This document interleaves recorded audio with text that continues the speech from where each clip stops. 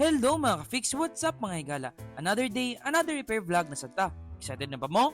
Let's go! Maayong adlaw mga ka-fix, uban na pod mi karon kay natay ayon nga iPhone 13 Pro nga nay problema sa iyang display. Ang ingon ni customer mga ka-fix kay mo on niya ang cellphone and after niya pila ka oras nga gamit, mawala ra kalit ang backlight pero naka-on pa ang iyang cellphone. Before naabot ang customer diri, iyahan na ring nang pa-check og napatry og repair sa lahi nga shop, pila po daw ni kaadlaw gi-repair didto.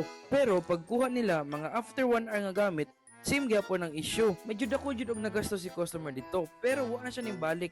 Kay ning diretso na siya diri sa Gadget Fix Amal. Diri sa Gadget Fix Amal mga ka-fix kay nagahatag ta og up to 3 months of warranty sa mga motherboard repairs. Ang di gyud ta mabalaka og good reviews ang among mga after sales. Tama din mga ka-fix, ang Gadget Fix Amal kay located at Zone 3, Barangay Villarica, Island Garden City of Samal. Tungkan mi og linya lang mi sa duha ka barge, pero mas duol mi sa sa mga barge. Walking distance lang mga ka-fix. Gaayo mi diri og Android phone, iPhone, tablet, iPad, MacBook, laptop og TV.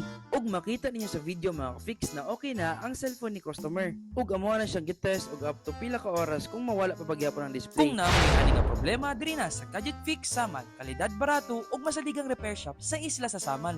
Let's go!